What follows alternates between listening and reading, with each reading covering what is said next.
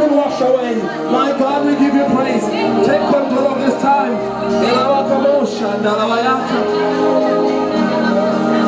My God. Mendelebeke mosi labakamosha. Mendelebeke mosi labokashata. Rabakamosi labayata. We give you the praise and the honor. We say beside you there's no other. Show your presence in this room today. Show your presence in this room right now. Show that you are God. Touch everybody in the room. Touch everybody in the room with your anointing, with your power, with your splendor. Touch everybody in the room. My God, we're expecting you, God, to move. Manifest your miracles. Manifest your glory. Manifest your power. Manifest your glory and your power in the name of Jesus. In the name of Jesus. Manifest your glory. Manifest your power. Signs and wonders. In the name of Jesus. Healing taking place right now. In the name of Jesus. Healing taking place right now. In the name of Jesus. Move, God. Every corner of the room. Move, God. Every corner of the room. Move, God. Every corner of the room. Move, God. Touch everybody who's in this room right now. Lord, show that you are God. In the name of Jesus. We thank you, Lord. We bless your name.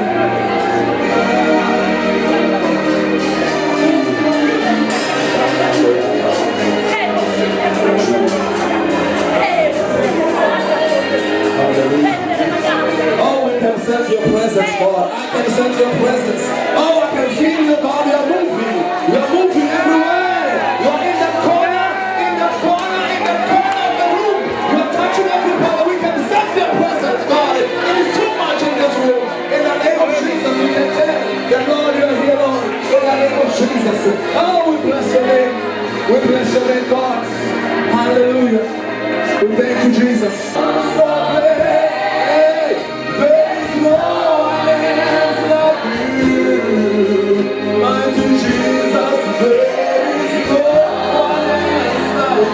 Because you are great, you do miracles so great.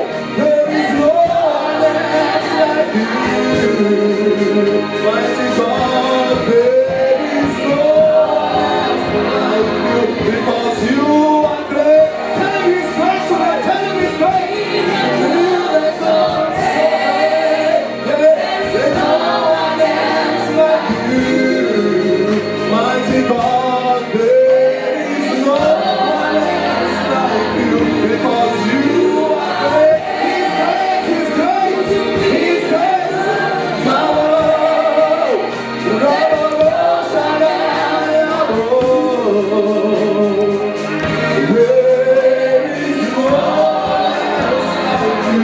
because you are great. You do miracles so great.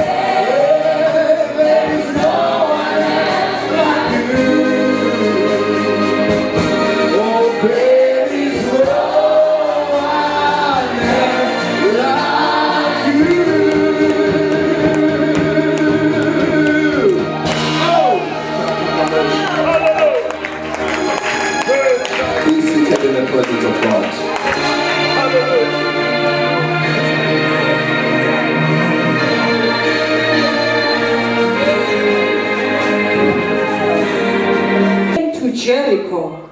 As he went out of Jericho with his disciples and a great multitude, blind Bartimaeus, the son of Timaeus, sat by the road begging.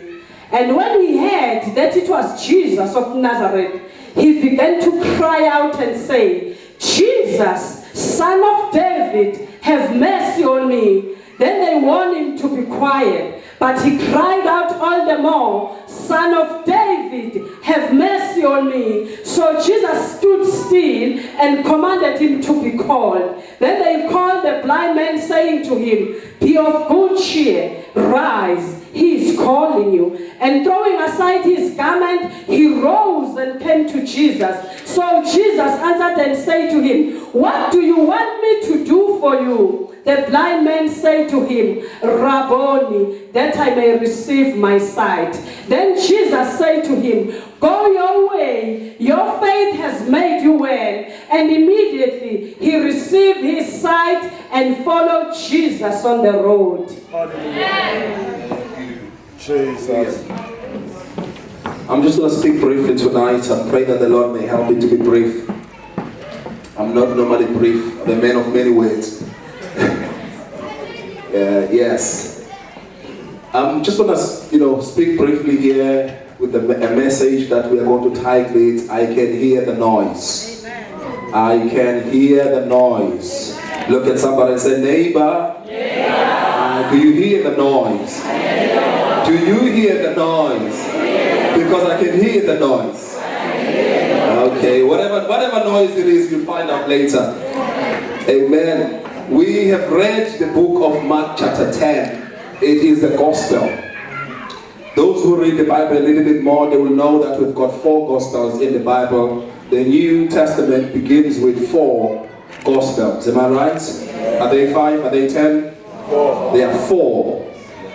We have, in those 4 gospels, we have the first one being Matthew, second one being Mark, which is where we read, the third one being the gospel of Luke, then the last one is the gospel of John. The first 3 gospels, which is Matthew, Mark, and Luke, have got an umbrella name which is called a synoptic gospel. That means the word synoptic means that to see things together, or to see things the same way. That means the presentation and the content of the book of Matthew, Mark, and Luke is so similar. They present the same things. Amen. Hallelujah. But the book of John the Gospel of John tends to be a little bit different. In fact, not even a little bit different. It is totally different. Amen. 95% of what is written in the first 3, the synoptic gospels, you don't find it in the Gospel of John. Amen. These gospels were written by 4 different authors who were targeting different audiences. So because of the audience that they were targeting, the audience which they were targeting dictated what they had to write down. Hallelujah. Are you still with me? Matthew wrote particularly to the Jews. He was targeting the Jews.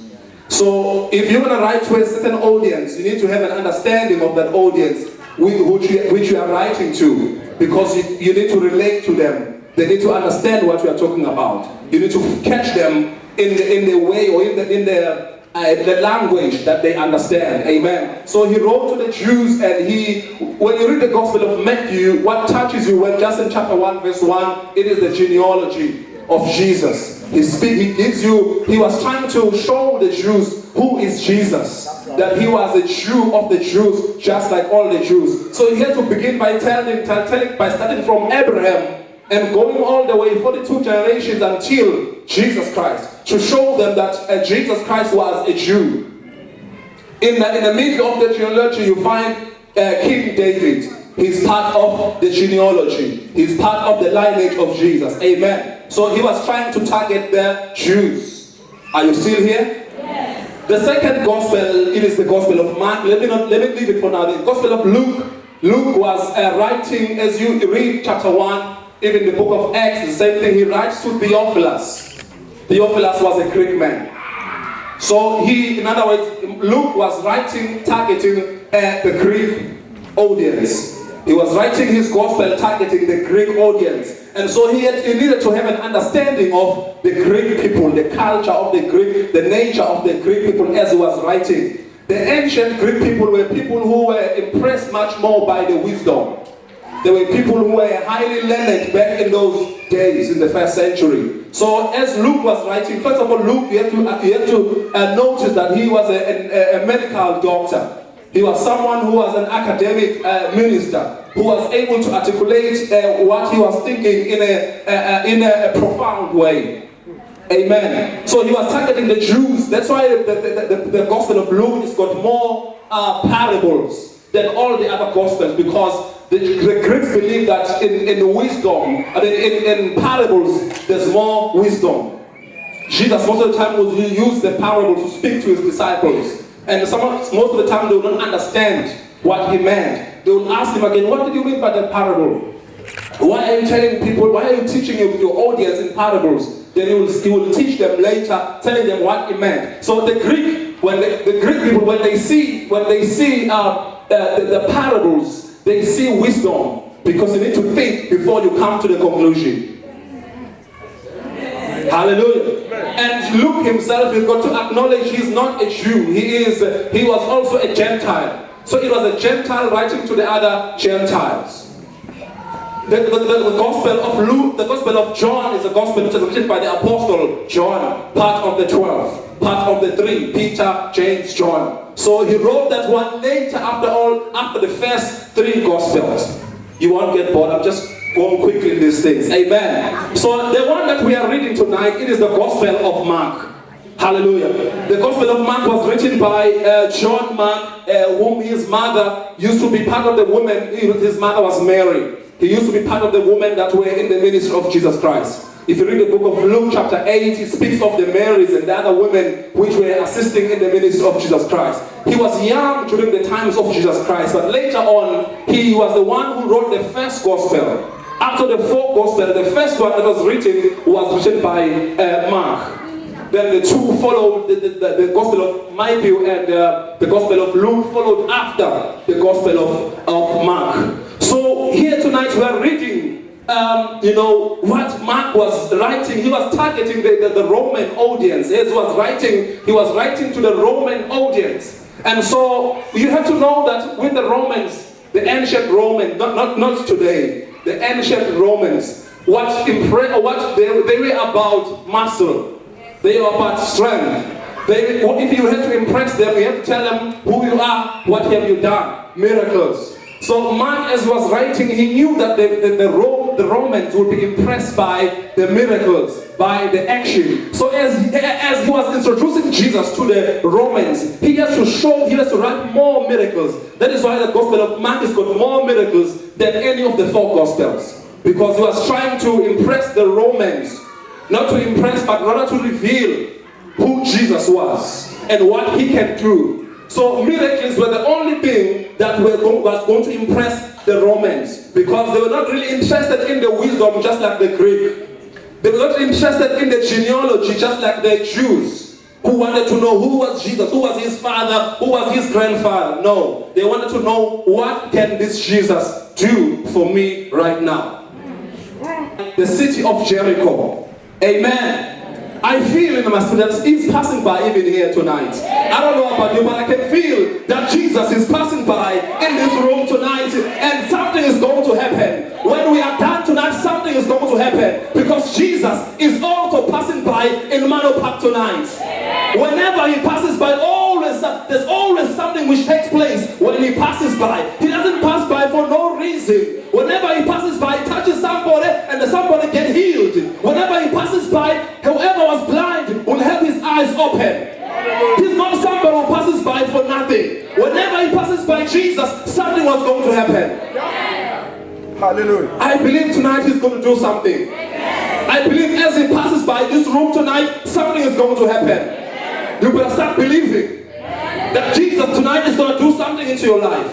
So we are told about the story that he was passing by the city of Jericho. We know about Jericho, where they broke the walls. When the children of Israel came with Joshua, they broke the walls. I'm not going to go there, it's going to take too long. But at the same city that Jesus was passing by in, amen, as he was passing by the city, there was a man by the roadside, and his name was Bartimaeus. Hallelujah. You've heard the story, you know the story. His name was Bartimaeus. He was blind. The Bible reveals that he was the son of Timaeus. It's Bartimaeus whose father was Timaeus. And there's something about his name. The name Bartimaeus, the prefix B-A-R stands for son of. So in other words, Bartimaeus means son of Timaeus. There's something about the name Timaeus again. The name Timaeus stands for someone who's blind. So when you say Bartimaeus, you are actually saying the son of, come on class, the son of the blind. So now this reveals something to us, that actually in this family of Bartimaeus, not only him was he blind. He was blind as a son, but the son was also, the father Timaeus was also blind. Hallelujah. So now we find him in the roadside waiting.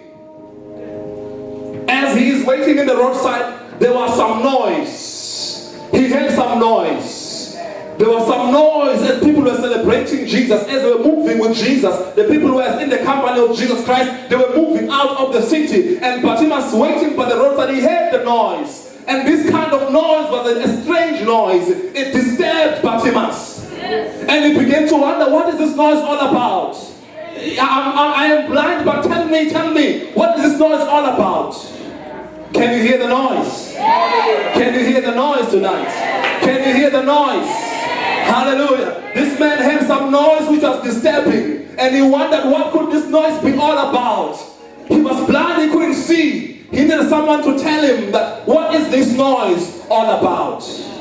Now there's something I read which is about the Jewish mythology. A myth is, you know what a myth is? A myth is a story which is believed by a community of people which could be true or not. But I heard it and I read it, and I began to connect the dots between the story which I read somewhere and this story. This story says that because we have already established that Timaeus was blind, the father. The story says that one day Timaeus, the father of Bartimaeus, was in the synagogue. It was the habit and the custom of the Jews to go to the synagogue to get the word. The scrolls had to be opened in the synagogue. So as a citizen in the community, he was also used to go to the synagogue. That is Timaeus, the father. As he went to the synagogue on this particular day, the rabbi who was standing up there opened a scroll in the book of Isaiah chapter 61, whereby it says, the Spirit of the Lord is upon me. He has anointed me to preach the gospel and he has anointed me to set the captives. He has anointed me to open the eyes of. But when Timaeus heard that bit that says, he has anointed me to open the eyes of the blind, he thought to himself, I am blind. I have tried all the doctors in the land. They couldn't help me. But the rabbi is reading a scroll that says at some point in time, I don't know when, but at some point in time, there's going to be a man who's going to be the Jewish Messiah. When he comes, my eyes will be open. This man began to be excited that I want to see this Jesus. He went home to his son Bartimaeus. When he came home, he said to him, son, when I was at the synagogue today, I heard a rabbi opening a scroll, and he read somewhere in the book of Isaiah. You have to understand, the Old Testament was there in the old days. So these things actually correspondingly connect. So he said to him, son, they said there's going to be a man. Look at us, we are blind. It is a generational curse. That means it is going to even go to your grandchildren and the great-grandchildren. Hallelujah. He says to him, I am blind and you are blind. I heard tonight that there's going to be a man who can open our eyes. I don't know when he's going to come. I might still be alive or not. But when he comes, do me a favor. Wait for him. Wait for this man Jesus. If I die, but you make sure that you wait for him. I don't know when he's going to come, which street he's going to come from. But when he comes to Jericho, wait for him. Because when he comes, our breakthrough is going to happen. When this man comes, our breakthrough is going to come. So my son, do me a favor. Wait for this Jesus. Wait for him every day. Keep on waiting for him. If it means wait on the road every day, wait for him. Because when he comes, you're going to get a breakthrough. When he comes, your breakthrough will come. So Bartimaeus began to wait every day. They began to wait in the street every day. They didn't know when Jesus was going to come. But they were waiting for him, that when he comes, when he shows up, our eyes have to be open. Because the word have said that when he comes, our eyes are going to be open tonight. Oh my God, I don't know if this room, there are people who believe that when Jesus shows up, your problem can be solved. When Jesus shows up, your problem will be gone. When Jesus shows up, your breakthrough is going to take place. When Jesus shows up, my God, you're going to be delivered. God wants to be delivered. Jesus is here tonight. Wait for him. Hallelujah.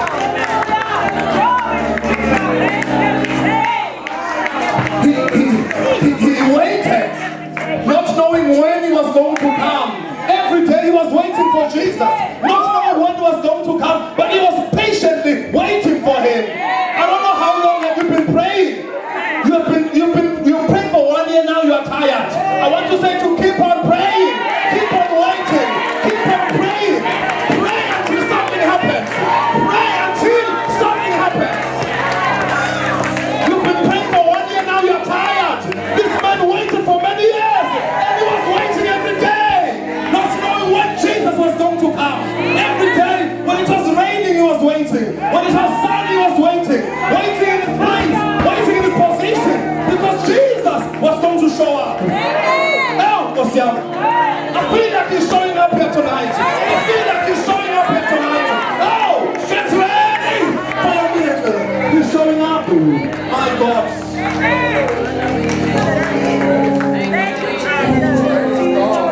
He was waiting for his miracle. My God. And so as he was waiting, he began to hear the noise, which was strange. And he asked, tell me, what is this noise? Because I hear the noise. Can you hear the noise? There's noise in the room. He said, tell me, what is this noise? I hear the noise. I am blind, but I can hear the noise. Tell me the noise. What is happening? What is happening? I hear the noise. I hear the noise. Who are those people? Who are they with? And they begin to say, it is the Jesus of Nazareth. Oh, when you remember what his father told him, that my father told me, that when he shows up, your eyes will be open. He began to be glad. He began to believe, because he's not Jesus. He's now shown up. Hallelujah. Oh, can you hear the noise? Can you hear the noise? Can you hear the strange noise tonight? Can you hear the strange noise tonight? Oh, Jesus is in this room tonight. Hallelujah. Your miracle is closer than ever. Hallelujah. He then remembered what the father told him, his father Timas, that my father, is it the Jesus of Nazareth? Are you sure? Is it the Jesus of Nazareth? Because I'm remembering something. What my father told me, that when he shows up, I must be in my position. When he shows up, I must be in my place, because he's about to show up. My God, are you in your position tonight? Can you stand in your position? Because God said the banquet doesn't belong to you, but the banquet belongs to the Lord. The banquet belongs to the Lord. You don't need to fight your banquet, but stand in your position. Stand in your position and wait for the breakthrough. Your breakthrough is closer. Your breakthrough is at the door. Wait for your breakthrough. My God. Hallelujah. I feel like there's people in the room who have been waiting too long. I want to encourage you, my father, my brother, keep waiting. Keep waiting. But if you hear a noise, if you hear some noise, ask people, what is this noise all about?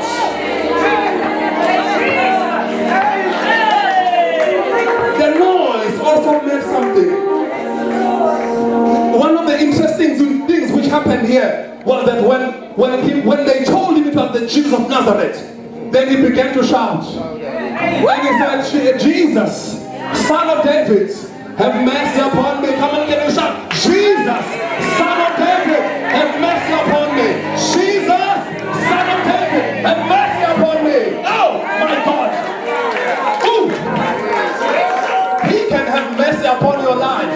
Your life can be messed up, but he can have mercy upon your life. He's a God of mercy. He's a God who never changes his mind. Whenever he says something to you, he can do it. He's a God of mercy. Hallelujah.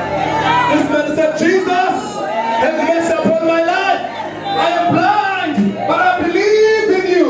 I have faith in you. I know you can change my life. The Bible says you've been anointed by God himself to open the eyes of the blind.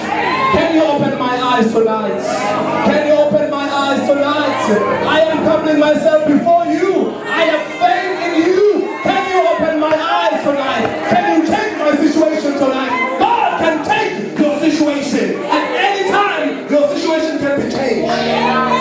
He was blind for many years. I don't know how many years. But in a split of a second, his life was changed. There was a turnaround in his life. After years of poverty, after years of being despised, there was a turnaround in his life. I don't know how many people in the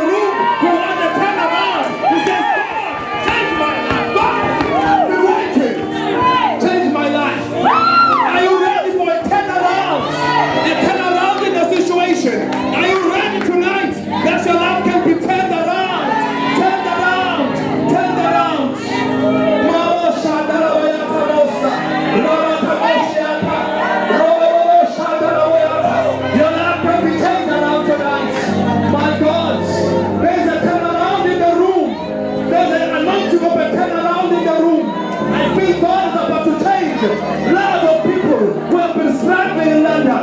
Hallelujah. Some of you have been struggling in this country. Some of you have got no papers to live in this country. That is a struggle. Some of you have got no jobs. It is a struggle. It needs a turnaround. Someone shall be a turnaround in my life. My God. I need a turnaround. Woo. God. A turnaround. No matter how broke have you been, every time you go to your bank account, you are withdrawing money, it says zero, insufficient funds. But God can turn around your life. He can turn around your life. Hallelujah. Some of you, the devil is even giving you a name that you are insufficient. Everything about you is insufficient. You try to make a phone call, the woman speaks, you got insufficient funds. You try to drive a car, the light says insufficient petrol.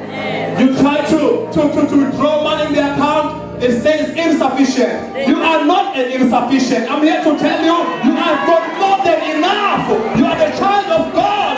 God is your father. God is wealthy. He's rich. You are not an insufficient. Who told you you are going to be broke all your life? Who told you you cannot drive a brand new car? You can. If the devil worshippers are driving brand new cars outside, what can stop the child of the king from driving a brand new car? If the gangsters outside are driving brand new cars, what can stop the princess of God, the prince of God, from driving a new car, from having a brand new house, from having everything which you need, from getting that degree which you want? You are the child of God.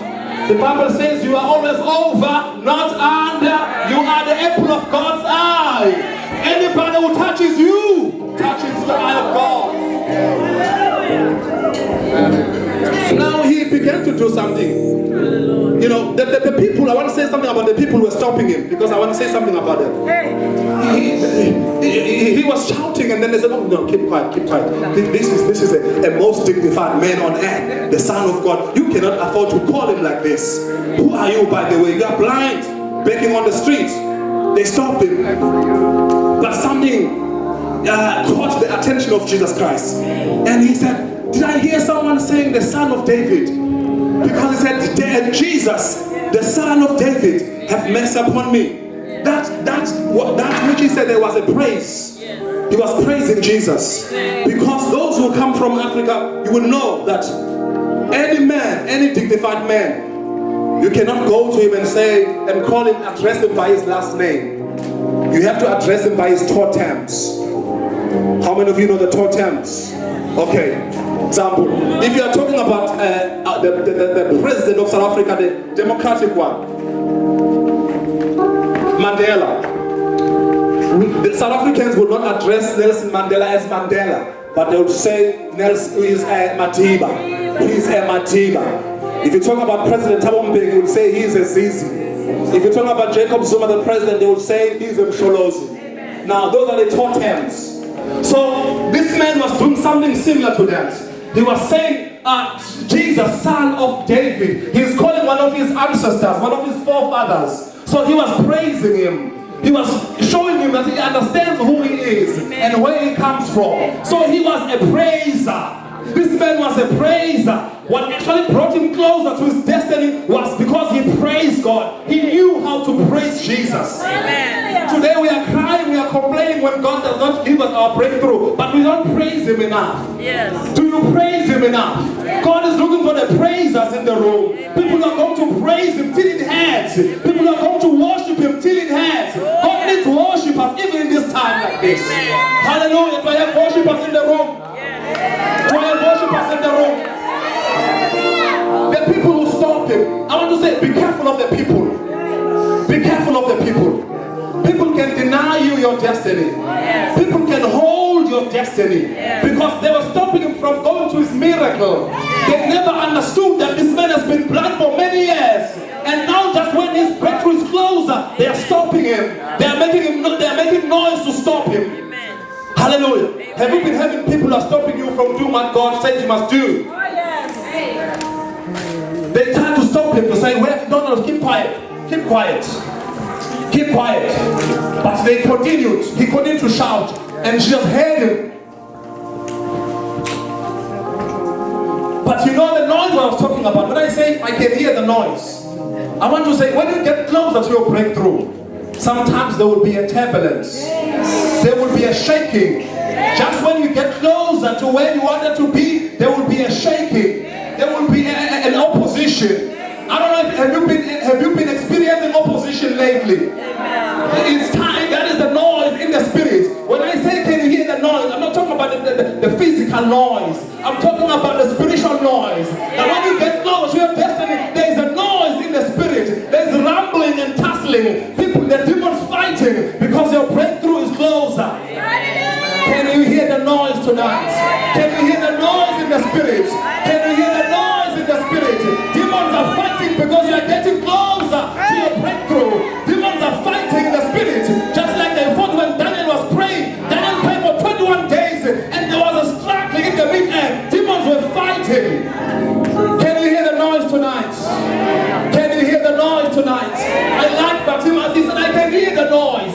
I can hear the noise. I can hear the noise. Tell me, what is this noise all about? It's the noise in the spirits.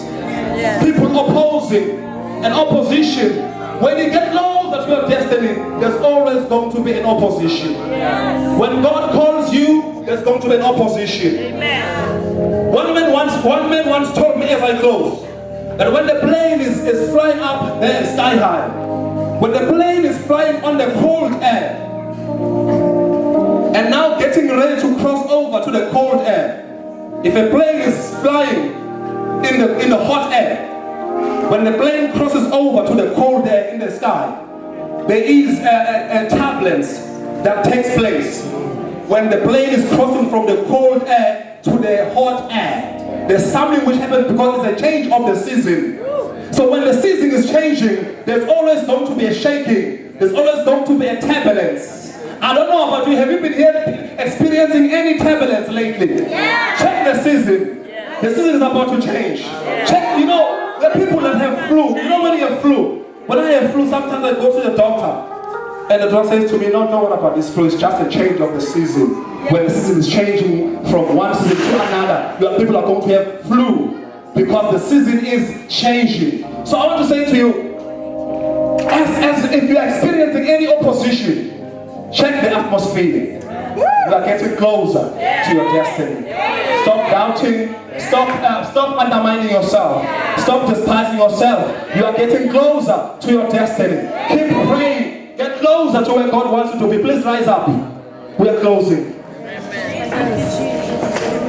I don't know if you can hear some noise, but this is what has touched me about this story. That this man heard some noise. He heard some noise. He heard some noise. I once heard a man of God preaching, and he was telling a story about his children. And he said he's got young sons, and these sons, sometimes they play in the yard. As they play in the yard, he will hear them erupting in a big noise. He will be standing by the window. Then he will look down to see what are they celebrating, the young children in the street, playing in the yard. And then he will not see anything that is exciting the children. And then this behavior went on from time to time. One day he was standing by the window. He heard the children erupting to great noise and celebrating. And he went down to see what is it all about. When he came down, he said to them, what are you all rejoicing about? Why are you celebrating? Then one of the sons said, Daddy, the noise, the music. There's a music. And he said to them, what music? Then he said, the music from the ice cream truck. and he said to them, so why are you celebrating? Then they said, because it is here. It is not here right now in the street, but it is next door. We can hear the music from the ice cream truck, which means that it is going to pass by here. It's not here yet, but it's coming over here. I don't know about you. Can you hear the music in the spirit? Can you hear the music in the spirit? Hallelujah. God is close and God is in this room. If you've been waiting for anything and you need prayers, please come forward. The anointing of God is in this room tonight. Your turnaround is in this room tonight. Your life is about to be changed. If you've been waiting too long and you've been praying about something, God is a God of mercy. Please come forward. Don't doubt. Stop doubting. God knew you were going to be here tonight. There's something which He wants to do in your life tonight. He wants to save your life. He wants to change you. He wants to change your story. Please come forward. Come forward. Don't doubt. Don't allow people to stop you from coming closer to where God is. I want everybody to say, I've been waiting for a breakthrough. This is your moment. This is your time. Hallelujah. This is your moment. This is your time. Your story is about to change.